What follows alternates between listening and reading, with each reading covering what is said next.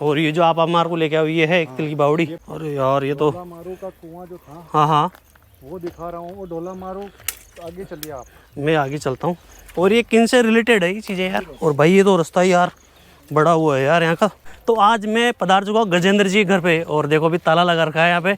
और अभी गजेंद्र जी को फ़ोन किया है मैंने थोड़ी देर पहले, तो गजेंद्र जी मेरे को बताया कि इधर से गेट है साइड में से, तो यहाँ से चलते हैं गजेंद्र जी घर पे। तो ये एंट्रेंस हो गए घर पे गजेंद्र जी के। अरे गजेंद्र जी कहाँ पे हो? देखे, अरे आगे आगे आगे आगे, अरे अरे आओ आओ। और साहब, और बस बढ़िया। और कैसे हो? मजे में? मजे में। पंखा चला देता हूँ। पंखा चलाओ यार, गर्मी लग रही है, बहुत ज़्यादा गर्मी हो रही है आपके इधर यार। यहाँ तो गर्मी होगी। गर्मी तो होगी बेटा। तो अभी चाय पानी पिलाते हैं। तो गजेंद्र जी आ गए, ये है हमारे। बहुत हिम्मत की ना, जयपुर से आ गए। चलो और इनके घर के चारों तरफ का जो माहौल देखोगे ना आप, बहुत शानदार जगह है। और अभी यहाँ का घर क्या है ना, ड्रोन शूट लूँगा मैं भाई। जो यहाँ के जो नज़ारे हैं ना, देखने लायक नज़ारे हैं। दिखाओ ना, घर घुमाओ। और यहाँ के बहुत प्यारे नज़ारे हैं। और अभी फ़िलहाल हम लेंगे थोड़ी देर में अपन ड्रोन शूट यहाँ का। छत पे दिखाता हूँ आपको, छत पे। और देखो इनके ये ऐसे पुराना मकान बना हुआ, बहुत टाइम पुराना लेगा। बना हुआ है, तो ये देखो छत का 2004 का बना हुआ है ये घर। 2004 का बना हुआ है। तो भाई यहाँ के ऐसे नज़ारे हैं। पपीता के पेड़ भी है, सारी चीजें भाई हैं। सब गाँव में रहने के यही फायदे हैं। सब कर रखा है इन्होंने भाई, सब जुगाड़ है भाई गांव में। पाल सकते हैं। ये मजे हैं गांव के। गाय भैंस रख रखी है, वो भी चढ़ने गई है। वो है नरवर, मैं नरवर गाँव। डोला मारू का गांव भी कहते हैं इसे। हाँ। और इस साइड में डोला मारू का कुआं है, वो भी हम आपको आज ही दिखा देंगे। तो चले वीडियो पे बने रहना इनके चैनल पर, तो हम वो डोला मारू का पूरा वो भी बताएंगे। दोस्तों अभी इनके जो घर है ना भैया का, यहाँ से अभी जा रहे हैं हम। ढोला मारू का कुआं है यहाँ पास में इनके, तो वो देखने जा रहे हैं और ये दिखाएंगे। और वहाँ की जो हिस्ट्री है ना, वो भी बताने वाले हैं। तो ढोला मारू का जो कुआं है एक प्रेम कथा अपने राजस्थान की, एकमात्र प्रेम कथा, उससे जुड़ा हुआ कुआं है। तो वहाँ जा रहे हैं भैया हम लोग। एक तिल से कैसे बावड़ी बनी वो भी दिखाएंगे भैया को। फाइनली दोस्तों आ गए हम, और हमारी गाड़ी खड़ी कर दी है इधर रोड के ऊपर। और यहाँ से अभी हम लोग जा रहे हैं, और गजेंद्र जी हमारे को लेके जा रहे हैं अंदर यहाँ पे। आ जाओ। तो इस तरीके का रास्ता है यहाँ पे अंदर जाने का। तो ये देखो जंगलों के बीचों बीच बना हुआ है कुआं ये। नहीं, यहाँ पर पहले जंगल नहीं था, ये पुराना रास्ता था। हाँ हाँ। तो मेरे पीछे जो ये आप दोस्तों कुआं देख रहे हैं, ये कुआं है डोला मारू का कुआं। इसे ये नाम इसलिए दिया गया क्योंकि डोला और मारूनी जो थे वो उन्होंने यहाँ पर, ये जो बड़ा वाला पत्थर आप देख रहे हैं, अच्छा ये वाला इस पत्थर पे चेने लटका के, जो लोहे की साँकड़े कहते हैं जिसे राजस्थान में, वो लटका के और फिर झूला झूला था। और अपने आप को वहां से और यहाँ पर बांधा था। झूले जो साकड़ थी वो वहाँ पर बंधी हुई थी, यहाँ पर भी बंधी हुई थी। तो इसके छेद देखने को मिल रहे हैं अपन को। ये अभी भी छेद ये देखो, ये रहे छेद इसके, ये छेद, दो तीन छेद इसमें और 3 छेद उसमें बने हुए हैं, देखो उस पत्थर के अंदर। तो इसके बीच में इधर आ जाइए आप। तो ये जो आपने अभी छेद देखे, यहाँ पर ये जो झूले थे वो किन परिस्थितियों में झूला था? जब ढोला मारूनी को लेकर आए थे, तब रास्ते में उनके जो साधु थे परिवार में, उनसे कोई बहस हो गई थी। तो उनकी सेना जब ढोला और मारूनी को आक्रमण करने उन पे आ रही थी, तो वो अपने बचाव के लिए उन्होंने आकर यहाँ पर झूला झूले थे। और अपनी सेना जो थी वो पूरा उनका सेफ्टी के लिए थी। और उस तरफ अभी थोड़ा जंगल हो गया है, वहाँ पर जो हाथी था, हाथी को बांधने के लिए जो सिस्टम हुआ करता था कि एक बड़ा सा पत्थर का खूंटा गाड़ के और उस पर साकड़ बांध के और उस वहाँ पर हाथी को बांधा गया था। तो ये लगभग दोस्तों 700-800 साल पुरानी बातें हैं, राजे महाराजे के समय की बातें हैं। और फिर जब बचपन में उनकी शादी हो गई थी ढोला और मारूनी की, लेकिन बाद में जब वो वापस लेने गए ना उनको, तब रानी ने कहा कि तू मुझे पहचानता है या नहीं पहचानता, इसलिए अलग अलग उन्होंने जतन किए थे। तो उनमें से जो काम उन्होंने किया, पहले तो अपनी जैसी ही जो उनके जैसी दिखने वाली रानियां थी उनको पेश किया कि भाई कि ये तुम्हारी मारूनी है क्या, पहचानो। तो ढोला ने सबको इनकार करते हुए जो मारूनी थी उनको पहचाना। और हुआ ऐसा था दोस्तों कि राजे महाराजे के समय में जो ढोला के पिताजी थे वो आए हुए थे। तो उन्होंने उधर बाड़मेर में साइड में जब जहाँ मरवण रहती थी, मारू जो थी वो मरवण नाम था उसका, तो मरवण के और इनके बचपन में शादी हो गई थी। लेकिन ऐसा था कि श्राप ऐसा या कुछ ग्रह नक्षत्र ऐसे थे कि अगर ढोला मारूनी को लेने आएगा ना, तो विदाई के समय जो अपने जो मेन एंट्रेंस होता है, जो दरवाज़ा होता है, वो टूट जाएगा और किसी ना किसी तरह जो ढोला है वो मर जाएगा। इसलिए उनके घर वाले भी सावचेत हो गए और ये भी मना कर दिए कि भाई मरवण को नहीं लेने जाना है तेरे को, और ढोला को भी बोल दिया कि भाई, और मरवण को भी बोल दिया। तो पेट में इनकी सगाइयाँ हो गई थी पुराने ज़माने में। बाल विवाह तो दूर की बात दोस्तों, पेट में भी जो रिश्ते बन जाते थे ना, उनको भी निभाते थे जन्म जन्मांतर तक। लेकिन बाद में जब ये पंडित जी ने कहा कि ऐसा कोई दोष है तो उस वजह से आप वहाँ मत भेजना और ढोला को भी यहाँ मत बुलाना। तो फिर ढोला की शादी माली जो जात की एक लड़की थी उससे करवा दी थी, मालन से। तो जब वो बड़े हो गए तो उनकी शादी हो गई थी। तो ढोला और वो जो मालियों की थी वो साथ में रहती थी। तो वो नहीं चाहती थी कि ढोला मुझे छोड़ के और अपनी जो पहली शादी है उसको याद करे या उसको लेके आए। तो उस समय में वहाँ से एक जो जाचक होते हैं जो कविता बोलते हैं, कवि राजकवि, वो भेजा था, एक गुप्त संदेशवाहक भेजा था। उसने मरवण जो थी उसके बताए हुए जो दोहे थे उसे मरु भाषा में उसने गाया था कि मतलब चांदनी में मरवण तुम्हारी को याद कर रही है, ढोला कहाँ पे है, क्या है। तो फिर ढोला ने जब ये चीज़ें सुनी तो उसको अपनी बचपन की यादें ताज़ा हो गई। और फिर जब वो ऊँट पर गया वहाँ पर लेने उनको, और यहाँ बीकानेर साइड में, तो वहाँ पर जब उसको लेने गया तो वहाँ से लेके जब वापस आ रहा था सब कुछ हो गया था। और फिर जब लेके आया था तो रास्ते में ऐसे कोई मिली थी जो उनको दारू वारू जो पिलाती थे ना पहले, वो लोग मिले थे तो उसको दारू वारू पिला दिया था। तो फिर बीच में एक पीने के बाद में उनके साथ में जो रिलेटिव थे उधर के, उनके बीच में कोई बहस हो गई थी। तो उस बहस की वजह से उनकी जान को खतरा आ गया था। तो मरवण ये चीज़ें समझ चुकी थी। तो मरवण ने ऊँट पे सवारी की और ऊँट को खड़ा करते हुए ढोला को बोला जल्दी आ जाए, यहाँ पर धोखा हो सकता है। तो वहाँ से निकाल के जब लेके आई मरवण, तो रास्ते में जब उनका थोड़ा नशा कम हुआ ढोला का, तो फिर वो यहाँ तक पहुँच गए थे। तो फिर यहाँ पर उन्होंने अपने शरण ली थी। और क्योंकि जो सैनिक थे वो वहाँ पर भी पहुँच चुके थे जहाँ पर उनका राज दरबार था नरवर में उस टाइम में ढोला का। तो ये बहुत ऐतिहासिक जगह है। यहाँ पर लोग बाग जो हमारे भारत में राजस्थान है, राजस्थान की एक प्रेम कथा है। प्रेम कथा वो इसलिए कहलाई क्योंकि उस समय में मतलब बचपन में पेट में शादियाँ हो गई और आपस में उनको अपने बचपन की यादें ताज़ा हो गई। जब वो पैदा हुए उनकी शादी हुई, वो सारी चीज़ें याद आ जाना। और दूसरी बात कि अपनी पहली वाइफ को जो थी वो उसकी मरवण, वो उसने ना कभी भी मतलब ये चीज़ नहीं सोची कि मेरी बचपन में शादी होगी तो होगी। उसने मतलब इतने साल 18 साल 20 साल तक उसने शादी दोबारा नहीं की। एक उनका जो त्याग था ना कि नहीं ढोला को मेरा पति मैंने स्वीकार कर लिया तो ढोला ही सब कुछ है। आजकल जो ज़माना बदल गया आप सुनते ही हो, रोज़ कुछ ना कुछ ऐसी घटनाएं आती है। लेकिन उस समय के लोग मतलब प्रेम को लेकर जो शादी हो गई उस हस्बैंड से ही प्रेम करना, एक ऐसा संदेश उस कहानी में मिलता है। तो वो सारी चीज़ें बहुत ही, और एक राजस्थान अपनी संस्कृति के साथ ही अपने जो नियम कायदे हैं जिस हिसाब से मरवण ने त्याग किया 16-17 साल तक या दोबारा शादी नहीं की, वो सारी चीज़ें, और लास्ट में उनको अपना प्रेम जैसे मिल जाता है वैसे ढोला मिल गया था। तो इस वजह से ये प्रेम कथा कहलाई।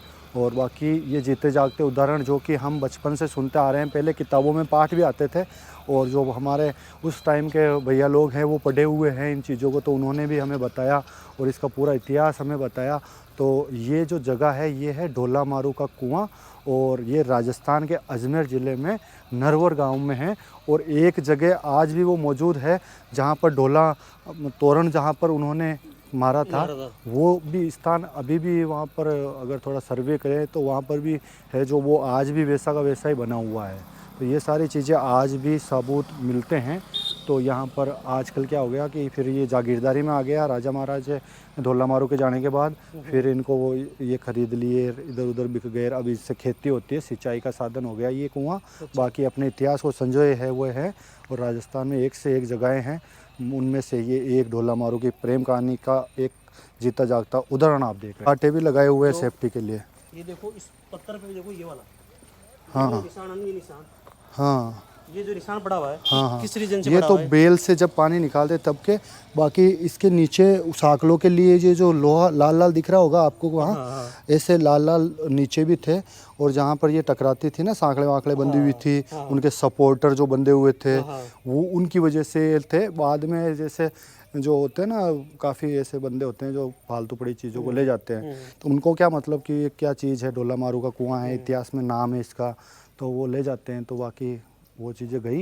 लेकिन ये कुआं तो जो का त्यों बना हुआ है, आप देख सकते हैं उस टाइम सेना ने ये बनाया था। और किस पत्थर से बनाया था वो आप देख सकते हैं। ये पत्थर जो है ये बाहर से ही मंगवाया था। और उनकी जो सेना थी वो चाहते जो कर लेते, सेना को ऑर्डर दिया, सेना ने खोदा, सेना ने बनाया झूला सेफ्टी के लिए, और वो सारी चीज़ें हो गई, है कि नहीं। बाकी ये सारी चीज़ें भैया आपको देखनी है तो अजमेर आस्थान में आज भी है। और जो भी इतिहास का जानकार है या जो इतिहास में इंटरेस्ट लेता है या ऐसी चीज़ें देखने का शौकीन है, वो इस पर पूरा शोध करके आ सकता है। और ये 100% राइट चीज़ें हैं। इनके उस टाइम में पहले यहाँ पर लेखा जोखा भी मिलता था, लेकिन धीरे धीरे समय और मौसम की वजह से, बरसात वगैरह की वजह से कोई ऐसा लिखा हुआ लेख तो नहीं है। लेकिन ये पीढ़ियों से चलती हुई नॉलेज है जो हमें मिली है और हम आप तक पहुँचा रहे हैं। धन्यवाद। भैया ने काफ़ी नॉलेज दी अपन को यहाँ के डोला मारे के जो कुआं है ना इसके बारे में। तो देख लो आप जो पुरानी जो चीज़ें बनाई हुई ना राजा महाराजा के टाइम पे। तो चलो चलते हैं। ये सारी चीज़ें और अभी भैया ना अपन को एक तिल की बावड़ी यहाँ पे, तो वो भी दिखाने वाले हैं। तो वहाँ पे भी चलते हैं और उसका भी इतिहास है बहुत पुराना, तो वो भी देखते हैं चल के अपन। भैया ये एक ऐसी पुरानी जगह रहते हैं जहाँ पे इतिहास से भरा हुआ है पूरा ये एरिया, पूरा ये जहाँ पे अभी हम घूम रहे हैं इनके गाँव के आसपास में, नरवर में। तो यहाँ पे बहुत अच्छी अच्छी चीज़ें हैं देखने के लिए। हाँ तो दोस्तों हम आ चुके हैं अब नरवर में। नरवर जो कि डोलामारू का पुराना ऐतिहासिक गांव है। और ये गांव जो है अजमेर ज़िले राजस्थान में है। बहुत ही पौराणिक और धार्मिक गांव है, ऐतिहासिक उसको संजोए बेटा है। तो ये एंट्रेंस है दूसरी तरफ वाला। एक रास्ता अजमेर से आता है और ये दूसरा रास्ता किशनगढ़ से आता है और एक रास्ता नागौर में निकल जाता है यहाँ से। बहुत ही प्यारा गांव है। आप देखिए इस गांव की ये शानदार शाम, ये मेन रोड है। मेन रोड है नरवर की भाई ये सीधा गढ़ तक जाती है। जो नरवर गढ़ है, जो किला है नरवर का, वहाँ तक जाती है। नरवर 2 है, एक एमपी में भी है। एमपी में यहाँ से जाकर ही उन्होंने बसाया था। वो कुछ दिनों के लिए जब यहाँ रुके थे तो इस वजह से ये भी गांव नरवर ही कहलाया है। और ये देखिए बाजार यहाँ का नरवर का, तो देखिए कितना शानदार है। और यहाँ का हुआ मार्केट देखिए आप, ये मार्केट शुरू हो गया नरवर का, प्रॉपर जो मार्केट है अंदर का, नरवर गांव अजमेर के पास में है, बिल्कुल मात्र 10 किलोमीटर की दूरी पे। तो यहाँ पर सारा सामान उपलब्ध हो जाता है, सारा जाने की जरूरत ही नहीं है। अच्छा। इस गांव में स्विमिंग पूल है, पेट्रोल पंप है, सब सुविधाएं हैं फिर भी। और अच्छी खासी स्कूल है, अभी तक डेयरी वगैरह हर सुविधा मिल जाएगी यहाँ पर। और ये देखिए यहाँ पे काफ़ी अच्छा डेवलप है गाँव। ये तो बाकी देखो मकान बने हैं बड़े बड़े यहाँ पे। यहाँ पर सब चीज़ों की दुकान है। ये यहाँ पे 99 दुकानें हुआ करती थी उस जमाने में। अच्छा अच्छा। जो अब खंडर में तब्दील हो गई है। अच्छा। बाकी ये बहुत ही पुराना गांव है। गांव में जो पुराना बसा हुआ था वो इधर ही बसा हुआ था। तो फाइनल दोस्तों हम आ गए एक तिल की जो बावड़ी नहीं यहाँ पे। और ये सामने ऊपर क्या बना हुआ है? ये माता रानी का मंदिर है, चामुंडा रानी का। चामुंडा रानी का। उधर पुरानी हवेलियाँ वगैरह हैं। हाँ हाँ। जो कि अब खंडित हो रखी है, उसमें कोई रहता नहीं है। उसमें चमकादड़ी निवास करती है। अब बालाजी का प्राचीन मंदिर है, राजा महाराजे के समय का।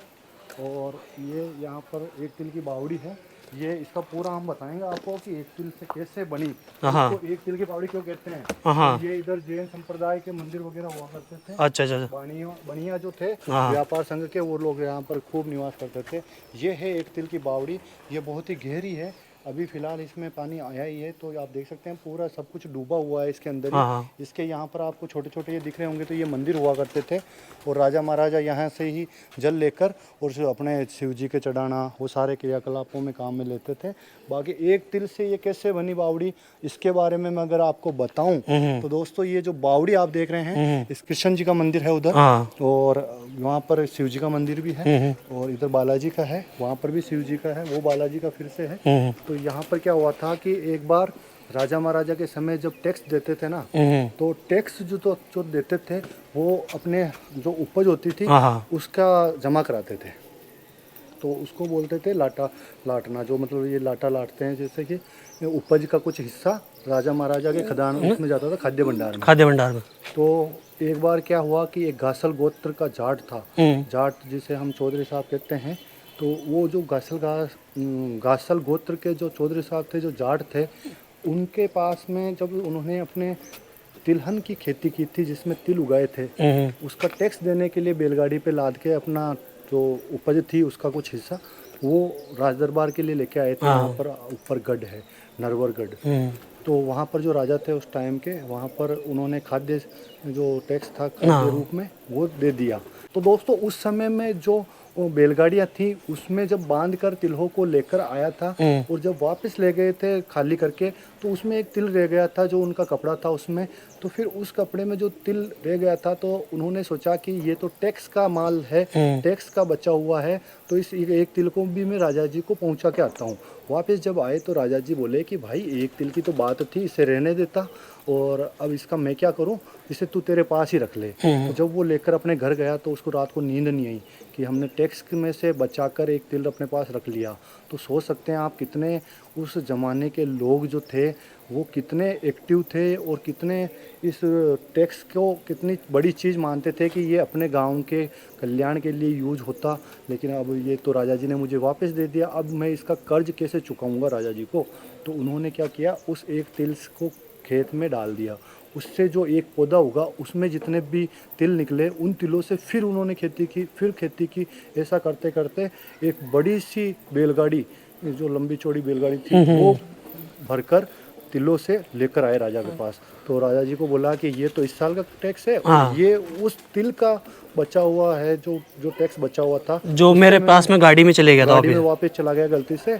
आपने तो वापस दे दिया था कि इसका मैं क्या करूँगा, तेरे पास रखो, लेकिन मुझे रात को नींद नहीं आई, तो इस वजह से मैं इसको उगाए गया और जब ये आपके लायक हो गया, इतना सारा हो गया, तो मैंने सोचा कि आपको भेंट किया जाए। तो राजा बहुत खुश हुए उसकी ये देशभक्ति देखकर कि टैक्स कितना ज़रूरी है, इसका इन्होंने कितना बड़ा उदाहरण दिया है। तो खुश होकर राजा ने कहा कि मैं आपके नाम की एक बावड़ी बनाऊंगा, आपका जो ये तिल है ये मैं ख़रीद रहा हूँ और इससे जो पैसा आएगा उससे मैं एक बावड़ी बनाऊंगा।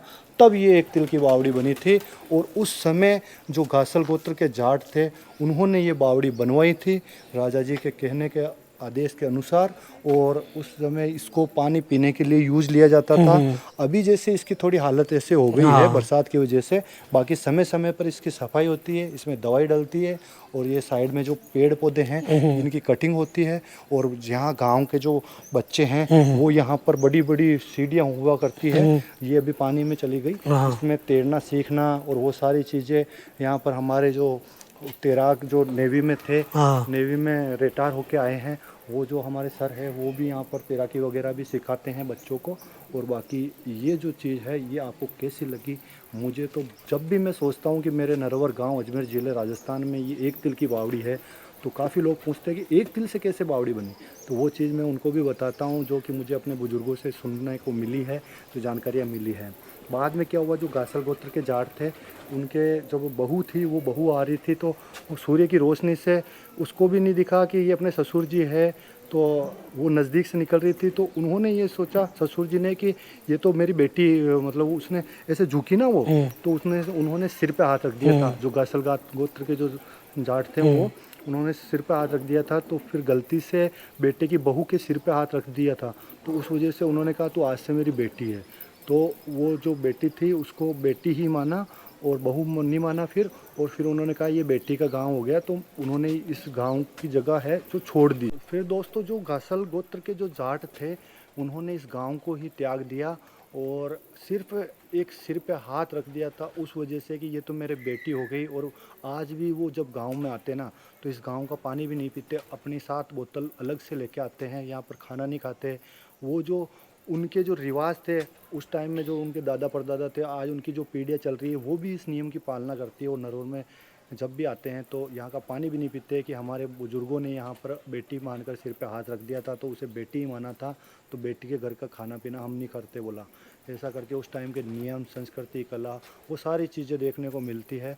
वो सभी खुश भी होते हैं और इन चीज़ों को देखने के लिए अपने बच्चों को लेकर आते हैं, परिवार वालों को लेकर आते हैं। तो आप भी आ सकते हैं नरवर अजमेर राजस्थान में। एक तिल की बावड़ी किसी से भी पूछ लेना तो वो बता देगा आपको ये जगह। बाकी ये एक तिल से कैसे बनी वो हमने इस वीडियो के द्वारा बताया, आप कमेंट करके बताना कि आपको ये जानकारी कैसी लगी। बाकी जय श्री राम, हर हर महादेव। तो दोस्तों भैया ने बताई पूरी जानकारी यहाँ की, और भैया ये बहुत अद्भुत बावड़ी बनी हुई है। और सबसे बड़ी चीज़ है, मैं आपको उस कुएं में, जो अभी जहाँ कुएं में जा गया था ना बंडोला मारू के कुएं में, वहाँ पर भी ना चूना पत्थर लगा हुआ, ना इस बावड़ी के अंदर चूना पत्थर लगा हुआ। अभी मैं इनके पास आज जयपुर से इसीलिए आया था मिलने के लिए। और इन्होंने अभी मेरा पेज बिल्कुल परफेक्ट ठीक कर दिया है।